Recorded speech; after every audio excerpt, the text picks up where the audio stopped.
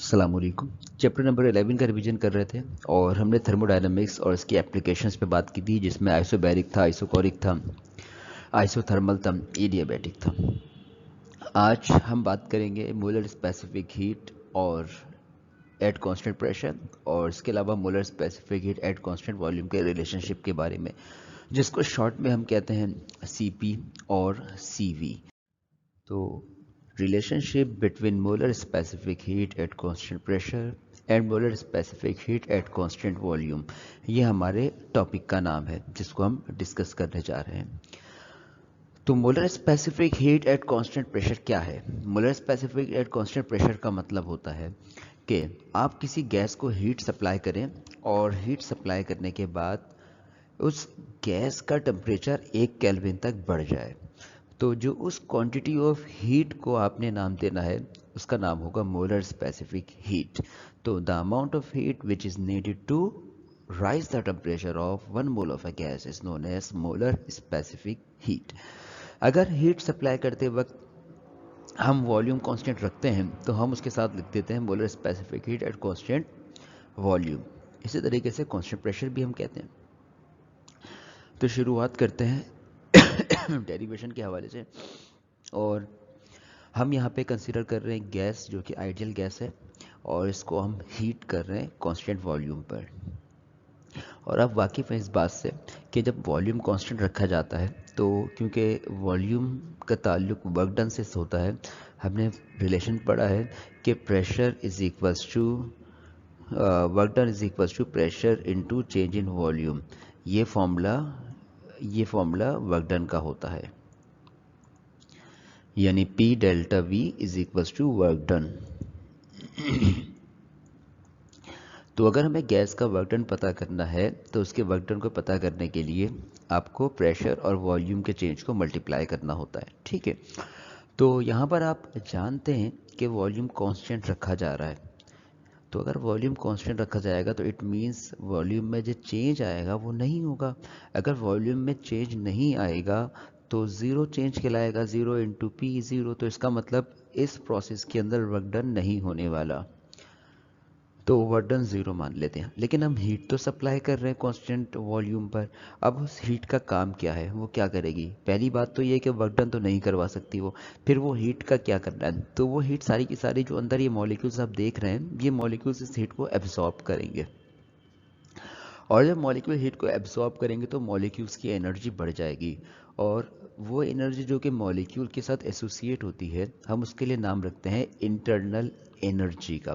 तो internal energy, energy which is associated और related two molecules, ये हम इंटरनल एनर्जी कहते हैं उसे।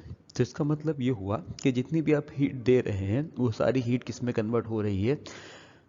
मॉलिक्यूल्स की इंटरनल एनर्जी में चेंज हो रही है। यानी कि मॉलिक्यूल्स की काइनेटिक एनर्जी बढ़ जाएगी। इंटरनल एनर्जी चेंज होने का मतलब क्या है? इंटरनल एनर्जी बढ़ने का मतलब ये है कि मॉलिक्यूल्स की मोशन में इजाफा हो जाता है। और अगर मॉलिक्यूल की मोशन में इजाफा हो रहा है यानी काइनेटिक एनर्जी बढ़ रही है, तो काइनेटिक एनर्जी के साथ एक और क्वांटिटी एसोसिएट होती है जिसको हम टेम्परेचर कहते हैं। तो इसका मतलब ये हुआ कि काइनेटिक एनर्जी बढ़ेगी तो टेम्परेचर को भी बढ़ना होगा, तो टेम्परेचर भी बढ़ जाएगा। तो जैसे जैसे आप हीट सप्लाई करेंगे तो इंटरनल एनर्जी यानी काइनेटिक एनर्जी बढ़ेगी, साथ में टेम्परेचर के अंदर भी हमें खातिर ख्वाह इजाफा नज़र आएगा। तो ये हमने बात की हीट सप्लाई करने के हवाले से। अब क्योंकि टेम्परेचर बढ़ चुका है, और टेम्परेचर बढ़ने के बाद यहाँ पर होता ये है कि वर्क डन तो ज़ीरो है। जब वर्क डन ज़ीरो हुआ यहाँ पर, तो अब हम इक्वेशन बनाते हैं इसकी।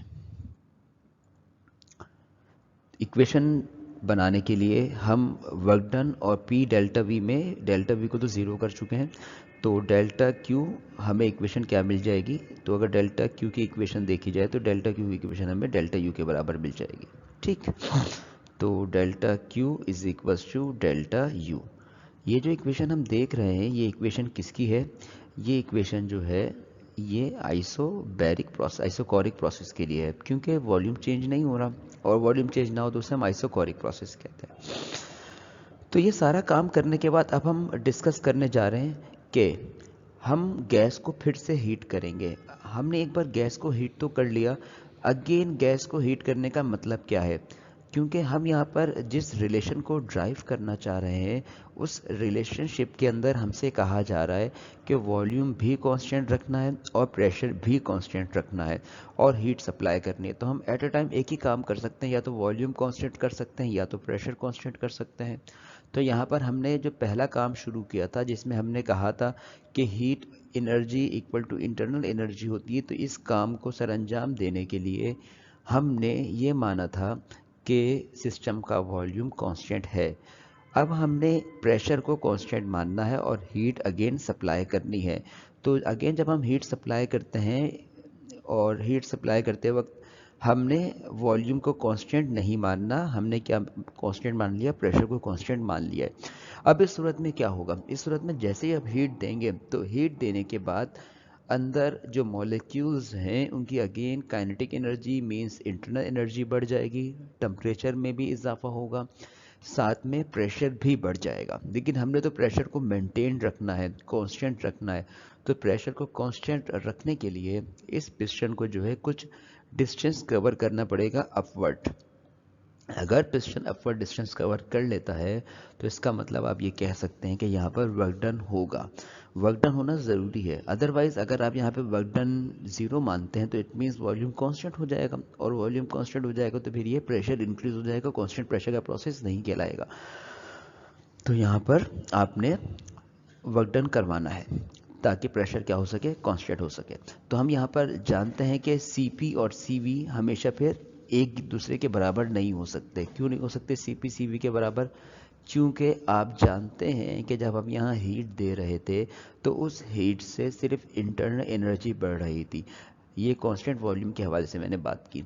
लेकिन अगर आप कांस्टेंट प्रेशर के हवाले से बात करें तो कांस्टेंट प्रेशर पर जो हीट दी जाएगी उस हीट से दो चीज़ें होंगी। एक, सिस्टम की इंटरनल एनर्जी बढ़ेगी, साथ में क्या होगा, कुछ ना कुछ वर्क डन भी होगा।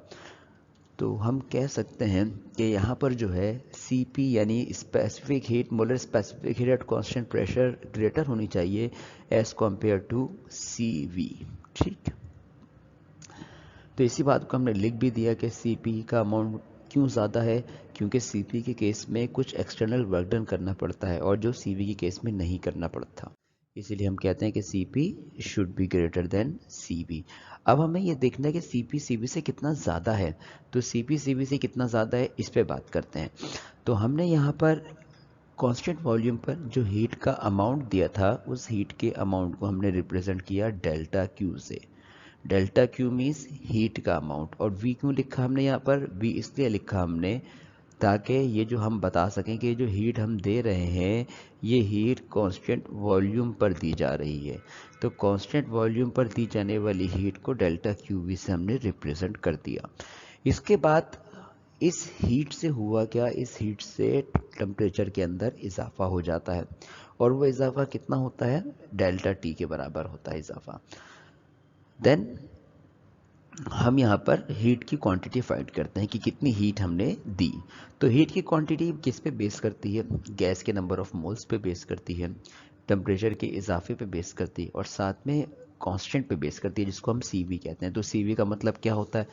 Cv का मतलब हुआ molar specific heat at constant volume. तो delta Qv amount of heat which is supply at constant volume. अब हमने ये कहा कि क्योंकि वॉल्यूम कांस्टेंट है इसलिए वर्क डन ज़ीरो होगा। इसके बारे में हमने पहले डिस्कशन कर ली है कि why work done equals to zero. Now we are using first law of thermodynamics. First law of thermodynamics की इक्वेशन होती है कि हीट जो है दो चीज़ों का सम होती है। वो दो चीज़ें क्या हैं? एक तो इंटरनल एनर्जी, साथ में वर्क डन। यानी वर्क डन और इंटरनल एनर्जी का जो सम होता है आप उसे क्या कहते हैं? आप उसे हीट का नाम देते हैं। क्योंकि वर्क डन तो हो नहीं रहा, वर्क डन ज़ीरो है, तो इसलिए W की जगह तो ज़ीरो लिखेंगे और डेल्टा U हमने एज इट इज़ लिखा। तो डेल्टा क्यू भी इक्वल्स टू डेल्टा U हुआ। इसे हमने इक्वेशन नंबर 2 का नाम दिया। इक्वेशन 1 हमने अरेंज की और हमने इक्वेशन नंबर 2 अरेंज कर ली। Further now we are going to compare these two equations. अब कंपैरिजन में जो सिमिलर साइड्स हैं यानी डेल्टा क्यू वी और डेल्टा क्यू वी हम इन्हें नहीं लिख रहे, तो फिर हमें क्या लिखना है कि डेल्टा यू यहाँ पर है और यहाँ पर है N C V delta T. हम इन्हें कॉपी करते हैं, तो हमने लिखा कि delta U equals to N C V delta T. इस तरीके से हमने एक न्यू इक्वेशन फॉर्म कर दी। ये सारा जितना भी हमने काम अभी किया, ये सारा काम जो है कांस्टेंट वॉल्यूम प्रोसेस के लिए किया गया हमने है। और हम अब जो बात करने जा रहे हैं वो कांस्टेंट प्रेशर के हवाले से करने जा रहे हैं। हम कांस्टेंट प्रेशर पर भी हीट का अमाउंट सप्लाई करेंगे। इस बार जो हीट का अमाउंट कांस्टेंट प्रेशर पर सप्लाई करेंगे उसे हम डेल्टा क्यू वी नहीं कहेंगे, उसे हम डेल्टा क्यू पी कहेंगे। Delta Q amount of heat और पी यहाँ पे प्रेशर के लिए आ रहा है, क्योंकि दोनों हीट के अमाउंट सेम नहीं होंगे। और इसकी पीछे वजह हमने देखी थी कि कांस्टेंट प्रेशर पर एक्सटर्नल वर्क डन होता है जबकि कांस्टेंट वॉल्यूम पे एक्सटर्नल वर्क डन 0 होता है। वजह ये होती है। लेकिन दोनों प्रोसेस में क्योंकि हीट दी जा रही है तो हीट देने पर टेम्परेचर के अंदर इजाफा होता है। कितनी हीट दी, तो जितनी हमने कांस्टेंट वॉल्यूम पर दी थी हम उसी को अगर फॉर्मूले को देखें तो उस फॉर्मूले में N C B delta T था। इसमें N C P delta T यानी अगेन हमने यहाँ पर नंबर ऑफ मोल्स की बात की, हमने टेम्परेचर चेंज की बात की। दोनों में टेम्परेचर चेंज हमने यूनिफॉर्म रखना है। जितना टेम्परेचर चेंज हम यहाँ करवा रहे हैं उतना ही टेम्परेचर चेंज यहाँ भी करवा रहे हैं। जितने गैस के मोल्स यहाँ हैं वही गैस के मोल्स यहाँ पर हैं, बस फ़र्क आ रहा है CV और CP का। CV का मतलब वो स्पेसिफिक अमाउंट जो किसी गैस को देने पर उसका 1 डिग्री सेंटीग्रेड बढ़ जाए, और CP का मतलब भी ये 1 डिग्री सेंटीग्रेड बढ़ाने के लिए जो हीट दी जाती है कांस्टेंट प्रेशर पर। क्योंकि कांस्टेंट प्रेशर पर वर्क डन होता है, एक्सटर्नल वर्क डन होता है, तो उस एक्सटर्नल वर्क डन को मालूम कैसे करें, तो मालूम करने का तरीका है फोर्स इनटू डिस्टेंस। अब फोर्स को तो हमने F से रिप्रेजेंट किया और डिस्टेंस को डेल्टा Y से रिप्रेजेंट कर दिया, तो वर्क डन का फॉर्मूला बना F delta Y। F force है और फोर्स बराबर होती है प्रेशर इनटू एरिया के। अब ये प्रेशर कौन अप्लाई कर रहा है, तो जो गैस के मॉलिक्यूल्स हैं ये मुसलसल पिस्टन के ऊपर प्रेशर अप्लाई कर रहे हैं, और A means area of the piston कहलाता है। तो अब हम ये करते हैं कि F की जगह पर लिख देते हैं P इंटू ए। F की जगह P into A, pressure into area. Further area और delta Y। Area 2 dimension quantity है, delta Y height 1 dimension quantity है, तो बेसिकली ये 3 डायमेंशन क्वांटिटी प्रोड्यूस करेंगे जिसको हम वॉल्यूम कहते हैं। तो एरिया डेल्टा Y किसके इक्वल है, तो हम कह सकते हैं कि एरिया और डेल्टा Y ये दो चीज़ें जो हैं क्या बना रही हैं, ये बना रही हैं delta V। Delta V means volume change. तो हमने वर्क डन का फॉर्मूला क्या बनाया, P डेल्टा V। और जर्नल गैस इक्वेशन हमने पढ़ी है। जर्नल गैस इक्वेशन हमें ये बताती है कि प्रेशर और वॉल्यूम का जो प्रोडक्ट होता है ये बराबर होता है नंबर ऑफ मोल्स के, यूनिवर्सल गैस कांस्टेंट R के, और साथ में टेम्परेचर ऑफ द गैस, यानी PV इक्वल्स टू nRT। क्योंकि आप जानते हैं कि प्रोसेस आइसोबैरिक है और आइसोबैरिक प्रोसेस के अंदर प्रेशर में चेंज नहीं आता, जबकि नंबर ऑफ मोल्स भी कांस्टेंट है, R भी कांस्टेंट है, तो चेंज कहाँ आ रहा है, तो चेंज आ रहा है वॉल्यूम में। तो आपने देखें यहाँ पर वॉल्यूम के साथ चेंज का सिंबल लगाना है, और साथ में सिस्टम का टेम्परेचर भी चेंज हो रहा है, तो सिस्टम के टेम्परेचर चेंज हो रहा है तो डेल्टा टी यहाँ पर डेल्टा का साइन टी के साथ भी लगा दिया। फर्दर तो P डेल्टा V किसके बराबर हो गया, NR डेल्टा टी के। तब हम ये करेंगे कि वर्क डन के फॉर्मूले में जहाँ हमने P डेल्टा V लिखा है तो हम P डेल्टा V की जगह लिख देंगे कि work done P delta V भी है, और P डेल्टा V किसके इक्वल है, तो हम कह सकते हैं वो बराबर है NR डेल्टा टी के। तो वर्क डन के हमने फॉर्मूले बना लिए कि वर्क डन इक्वल हो सकता है P डेल्टा V भी, और वर्क डन इक्वल हो सकता है NR डेल्टा टी भी। Further again we are using first law of thermodynamics. इससे पहले हमने कांस्टेंट वॉल्यूम के लिए यूज़ किया था first law of thermodynamics, delta Q we delta U plus delta W. फिर से हम यूज़ करेंगे लेकिन इस बार कांस्टेंट प्रेशर के लिए यूज़ करेंगे, तो हमने P लिख देना delta Q P delta U plus delta W. अब यहाँ पर वैल्यूज़ को सब्स्टिट्यूट करने की बारी है, तो हम वैल्यूज़ को सब्स्टिट्यूट करते हैं। तो जब हम वैल्यू को सब्स्टिट्यूट करते हैं तो उनमें हमने वैल्यूज़ देखनी है कि डेल्टा क्यू पी तो डेल्टा क्यू पी की वैल्यू है N C P delta T. तो डेल्टा क्यू पी हमने N C P delta T से रिप्लेस किया। Delta W amount of work at constant pressure which is equal to P delta V, और further हमने उसको derive किया N R delta T. तो work done की जगह एन आर डेल्टा टी लिखा। डेल्टा यू इंटरनल एनर्जी जो कि इक्वल किसकी थी, N C V delta T. ये हमने इक्वेशंस बनाई। अब हम रिलेशन सी पी और सी वी का ड्राइव करना चाह रहे तो फर्दर सिंप्लीफाई किया हमने। फर्दर सिंप्लीफाई ये कि हमने राइट साइड पर देखा कि हमें कुछ चीज़ें कॉमन नज़र आ रही हैं। कॉमन क्या नज़र आ रहा है, हमने देखा कि दोनों ही टर्म्स के अंदर नंबर ऑफ मोल्स हैं। इसके अलावा दोनों ही टर्म में डेल्टा टी भी है। तो हमने n और डेल्टा टी को कॉमन लिया। जब कॉमन लिया हमने n डेल्टा टी को, तो क्या रह गया, सी वी रह गया राइट साइड पे, और साथ में क्या रह गया, r रह गया। तो सी वी प्लस r, ये अनकॉमन था सी वी और r। फर्दर सिंप्लीफाई किया हमने, और फर्दर सिंप्लीफाई ये किया हमने कि यहाँ जो n डेल्टा टी आप देख रहे थे, ये n delta T C P से मल्टीप्लाई हो रहा था, हमने डिवाइड में लाके लिखा। अब होगा ये कि n से n और डेल्टा टी से डेल्टा टी, ये दोनों एक दूसरे को कैंसिल कर देंगे। तो इसका मतलब n भी कैंसिल हुआ, डेल्टा टी भी कैंसिल हुआ, तो बचा क्या फिर, जो बाकी रिमेनिंग टर्म्स बच रही हैं हमारे पास वो कौन है। एक तो रह जाएगी हमारे पास सी वी, एक रह जाएगी हमारे पास आर, और साथ में सी पी। फर्दर सिंप्लीफाई किया तो सी वी यहाँ पॉजिटिव है, तो लेफ्ट साइड में जाके सी वी नेगेटिव हो जाता है। तो C P minus C V किसके इक्वल हुआ, आर के। इसको हम कहते हैं relationship between molar specific heat at constant pressure and constant volume. यानी आप कह सकते हैं कि जब भी हमें, ये तो अभी कुछ देर पहले हमने बात की भी थी इसके बारे में, कि सी पी जो है वो ज़्यादा होता है और सी पी उससे कम होता है। लेकिन कितना ज़्यादा होता है कितना कम होता है हम कैसे पता करें। तो हमने इस रिलेशन में ये देखा कि Cp की वैल्यू को अगर आप Cv की वैल्यू से सब्ट्रैक्ट कर देंगे, तो सब्ट्रैक्ट करने के बाद जो आंसर मिलेगा वो R कहलाएगा। R का मतलब क्या होगा, यूनिवर्सल गैस कांस्टेंट या मोलर गैस कांस्टेंट कहलाएगा। तो Cp Cv से कितना ज़्यादा होता है, उसकी वैल्यू R के बराबर होती है, कि जितनी वैल्यू R की है उतना ही ज़्यादा, उतना ही फ़र्क आएगा Cp और Cv की वैल्यू में। तो मोलर गैस कांस्टेंट की वैल्यू फिर क्या होती है, 8.314, ये वैल्यू होती है R की। एट कॉन्स्ट आप कह लीजिए, हमने दोनों कांस्टेंट के हवाले से निकाली वैल्यू कि Cp और Cv का डिफरेंस जो है वो किसके बराबर हुआ, इस वैल्यू के बराबर, 8.31 के। तो ये डेरिवेशन हमारी कंप्लीट हो चुकी है। अब हम बात करने जा रहे हैं फर्स्ट लॉ ऑफ थर्मोडायनेमिक्स ही को कंसिडर कर रहे हैं अभी हम। लेकिन फर्स्ट लॉ ऑफ थर्मोडायनेमिक्स के बाद हम सेकंड लॉ को डिस्कस करेंगे। लेकिन प्रॉब्लम ये आ रहा है कि फर्स्ट के बाद सेकंड लॉ डिस्कस कर क्यों रहे हैं। तो हम ये देखेंगे कि why we are going to study second law. Already we have discuss first law of thermodynamics. तो सेकंड लॉ ऑफ थर्मोडायनेमिक्स को डिस्कस करने की वजह क्या है, तो हम उन वजूहात को अभी डिस्कस कर रहे हैं, जिसमें हम कहते हैं कि फर्स्ट लॉ के अंदर इस तरह की खामियां मौजूद हैं जिसकी वजह से हमें सेकंड लॉ को डिस्कस करना पड़ता है। हम नीड की बात कर रहे हैं कि why we discuss second law. अगर फर्स्ट लॉ के अंदर ये वीकनेसेस ना होती तो हम second law of thermodynamics discuss नहीं करते। तो weakness of first law of thermodynamics क्या है, इस पे बात करते हैं। पहली वीकनेस ये है कि it does not tell about the direction of heat of flow.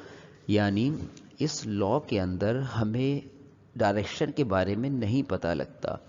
मतलब क्या है इस बात का, मतलब ये हुआ इस बात का कि हम जानते हैं हीट की बेसिक डेफिनेशन हमने ये पढ़ी कि हीट एक एनर्जी की फॉर्म है जो ट्रेवल करती है high temperature means hot body से low temperature means cold body की तरफ। तो हीट एनर्जी है जिसका काम होता है हॉट बॉडी से कोल्ड बॉडी की तरफ जाना। लेकिन फर्स्ट लॉ ऑफ थर्मोडायनेमिक्स ये कहता है कि heat can transfer from cold body to hot body. यानी डायरेक्शन स्पेसिफाई नहीं करता कि हीट, हम जानते हैं कि heat always flow from hot to cold, लेकिन फर्स्ट लॉ कहता है कि heat can be flow from hot to cold और कोल्ड टू हॉट। तो इस तरह की एक्सप्लेनेशन हमें नहीं मिलती किसके अंदर, फर्स्ट लॉ के अंदर। फर्स्ट लॉ तो कहता है कि हीट पॉसिबल है हीट का ट्रैवल करना कोल्ड से हॉट की तरफ, लेकिन हम जानते हैं कि ऐसा नहीं होता, कोल्ड से हॉट की तरफ हीट खुद ब खुद नहीं जाती। इस बात को एक्सप्लेन नहीं करता फर्स्ट लॉ ऑफ थर्मोडायनामिक्स, जिसकी कुछ मिसाल आप देख सकते हैं इस डायग्राम के अंदर भी, कि आप देख रहे हैं कि ये एरो रिप्रेजेंट कर रहा है कि यहाँ पर हीट फ्लो कर रहा है, ये हॉट बॉडी से कोल्ड बॉडी की तरफ हीट जा रही है। ये मुमकिन है, लेकिन कोल्ड बॉडी से हॉट बॉडी की तरफ हीट जाना ये मुमकिन नहीं है। क्यों मुमकिन नहीं है? We don't have any answer of this question, so it's a first weakness of first law of thermodynamics. अब इसी बात को हम समझने की कोशिश करते हैं कि ऐसा यहाँ पर हो क्या रहा है।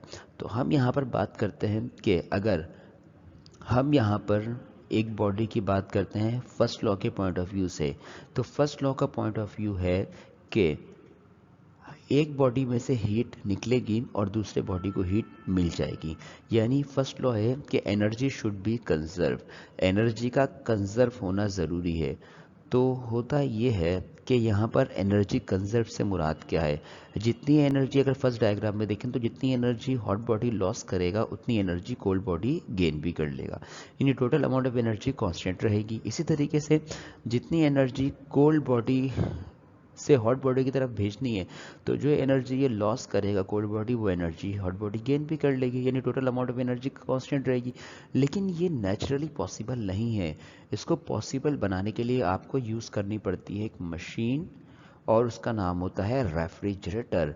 रेफ्रिजरेटर आपको ये काम करके देखता है। फर्स्ट लॉ तो कहता है कि नेचुरली पॉसिबल है, लेकिन हम जानते हैं कि ये पॉसिबल नेचुरली तो नहीं हो सकता। उसके लिए आपको कुछ एक्सटर्नल वर्क डन रिक्वायर्ड होता है, जिसको आप किसकी मदद से करते हैं? रेफ्रिजरेटर की मदद से करते हैं। ये पहली वीक।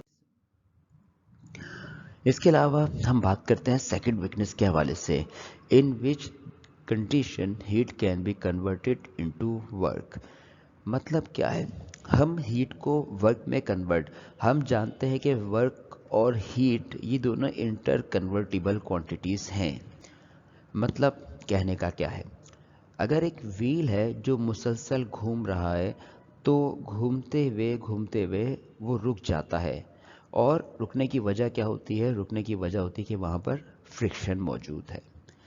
तो यहाँ पर फर्स्ट लॉ की बात करते हैं, तो फर्स्ट लॉ या एनर्जी का कंजर्वेशन का लॉ है कि यहाँ पर जो मूविंग एनर्जी है, जो व्हील को मूव करवा रही थी, जिसको काइनेटिक एनर्जी कह रहे थे, वो काइनेटिक एनर्जी किस में चेंज हो गई? हीट में चेंज हो गई।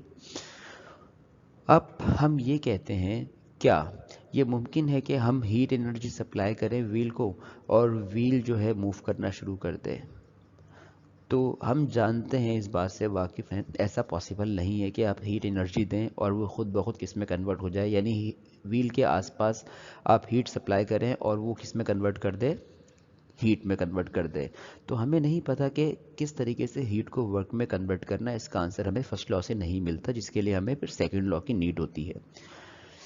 इसके अलावा और वीकनेस की बात करते हैं। एक वीकनेस ये भी है फर्स्ट लॉ ऑफ थर्मोडायनामिक्स की, कि फर्स्ट लॉ ऑफ थर्मोडायनामिक्स कहता है कि हीट और वर्क ये इंटर कन्वर्टिबल हैं। लेकिन हम इस बात से वाकिफ़ हैं कि जितनी हमारे पास प्रैक्टिकल डिवाइसेस हैं जो ये काम करना जानती हैं, जो हीट को वर्क में कन्वर्ट करती हैं, वो सारी हीट को वर्क में कन्वर्ट नहीं करती, यानी कुछ हीट वेस्ट हो जाती है। हीट का कुछ ही अमाउंट वर्क में कन्वर्ट होता है। अब सारा अमाउंट हीट का वर्क में कन्वर्ट क्यों नहीं हो सका? इसकी हमारे पास एक्सप्लेनेशन मौजूद नहीं है फर्स्ट लॉ के अंदर। तो ये वो पॉइंट्स थे जिस पे हमने बात करनी है सेकंड लॉ के अंदर। इस डायग्राम में भी आप देख सकते हैं कि हमारे पास एक ऑब्जेक्ट है जहाँ से हमें हीट मिल रही है, और ई मीन्स इंजन है। तो हम जितनी हीट दे रहे हैं वो इंजन उसे वर्क में कन्वर्ट कर रहा है। लेकिन नेचुरली ऐसा, आप कह लीजिए प्रैक्टिकली ऐसा पॉसिबल नहीं है कि all heat change into work. क्यों पॉसिबल नहीं है? We don't have answer in first law of thermodynamics, तो इट्स इज नॉट पॉसिबल। तो हम फर्दर बात करते हैं कि हमने जो पॉइंट नंबर 2 में डिस्कस किया कि किस तरीके से हीट को वर्क में कन्वर्ट करना है। तो हीट को वर्क में कन्वर्ट करने के लिए हम यहाँ पर यूज़ करते हैं एक डिवाइस, जिसको हम क्या नाम देते हैं? हीट इंजन का नाम देते हैं। तो सेकेंड लॉ ऑफ थर्मोडायनेमिक्स में हम इंजन के बारे में भी डिस्कस करते हैं और सेकेंड लॉ ऑफ थर्मोडायनेमिक्स में हम रेफ्रिजरेटर के बारे में भी डिस्कस करते हैं। तो ये वो वजूहात थी जिसके बिना पर हमें फर्स्ट लॉ को रिप्लेस करना पड़ रहा है। हम फर्स्ट लॉ के अंदर हमें, आप कह लीजिए, हमें एक्सप्लेनेशन नहीं मिल रही इन वीकनेसेस की, जिसकी वजह से हम फर्स्ट लॉ की जगह पर अब कौन सा लॉ पढ़ रहे हैं, सेकंड लॉ ऑफ थर्मोडायनामिक्स को डिस्कस कर रहे हैं। फर्स्ट लॉ तो सिर्फ ये है कि एनर्जी शुड बी कंजर्व। ये प्रोसेस के बारे में नहीं बताता कि which process is possible, which process is not possible, heat किस डायरेक्शन में फ़्लो करेगी, हॉट से कोल्ड की तरफ या कोल्ड से हॉट की तरफ, हीट सारी की सारी वर्क डन में क्यों कन्वर्ट नहीं हो रही, नहीं बता रहा। बस ये बताता है कि energy is equals to constant या एनर्जी शुड बी कंजर्व। तो ये वीकनेसेस थी। इंशाल्लाह अब आपसे जो है नेक्स्ट लेक्चर के अंदर मुलाकात होती है।